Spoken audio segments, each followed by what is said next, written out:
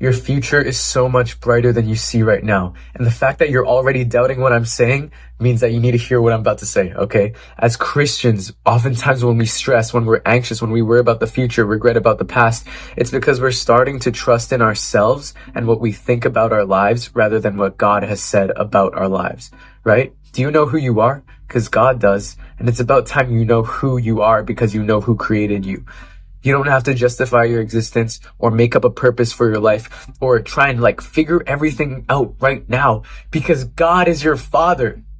What? God is your father. What has he told you? You know this already. For I know the plans I have for you, plans to prosper you, not to harm you, plans to give you a hope and a future. It's a promise he's made you. For he works all things for the good of those who love him, right? Matthew, come to me, all you who are weary and burdened, and I will give you rest. Do you know why as Christians we can have rest in a world that is so full of chaos? Do you know why as followers of Christ, as children of God, we can have such peace and joy? It's because our hope isn't just in what we get in this life. Our hope is in eternity. And our value and who we are isn't based on what we've done. It's based on who he is. Right? And God's love for you is just like that. Can you stop forgetting? Because I don't know if you hear what I'm saying right now, and you've heard this a million times, right? How good and faithful God has been to us, but your ears have grown dull. So for just this video, sharpen your ears again. Listen to me speak this into your life as though it's the first time you've ever heard it. God, the God of the universe who created all things, saw you through time and decided, I'm going to send my son to die for you. You, forget everyone else. He's not a God of the masses, God of the billions. He's your father. Your father. Can you let that sink in for 1 second? Because I know it's so hard. And I know we forget this, but it doesn't change the fact that it's the truth. And the enemy wants you to forget this so bad. He wants you to forget who you are. Oh my goodness. In peace, I will both lie down and sleep. For you alone, O Lord, make me dwell in safety. Psalm 4:8. If God is our God, what do you have to worry about? If God is for us, who can stand against us? What can stand against us? No weapon formed against you shall prosper. Whatever you're facing in life right now, I know it's hard. I know it's big. I know it's confusing. And you feel like you're so tired, you're like a candle at the end of its wick. But who is your God? And when you lift your eyes to the sky, where does your help come from? Because it's getting to the point, and I know you're seeing this in your life right now, your help, it can't come from you. It can't come from your mom, your dad. It can't come from your family, friends, or anyone else around you. God is the only one who can save you. God is the only one who can salvage your situation right now, to give you strength to even make it to tomorrow. The strength doesn't come from yourself. And it was never meant to come from yourself. And it never needed to come from yourself. Because God is your father.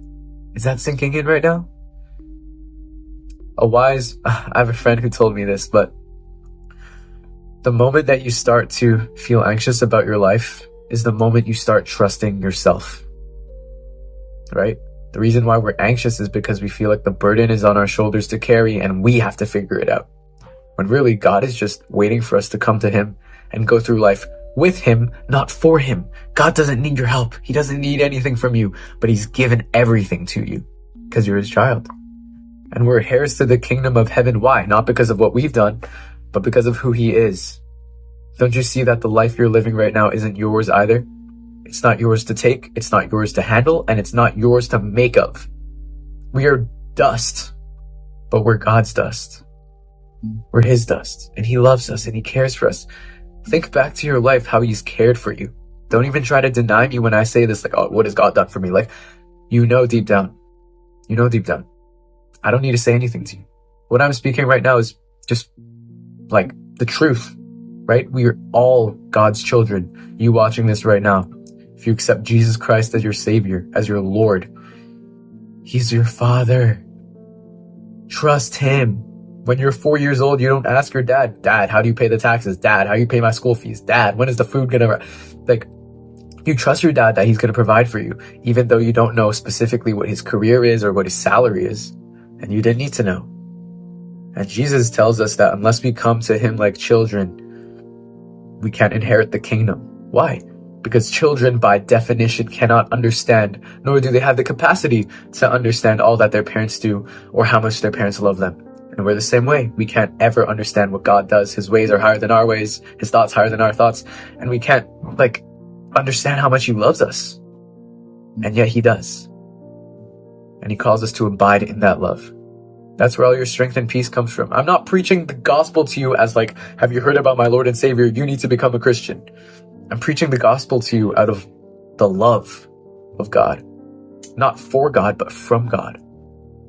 Don't you see that there's joy and peace when you realize who you are?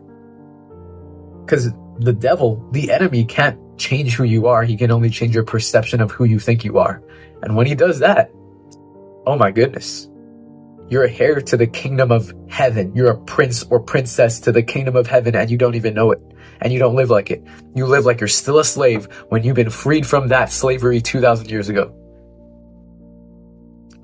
That's all I have to say to you.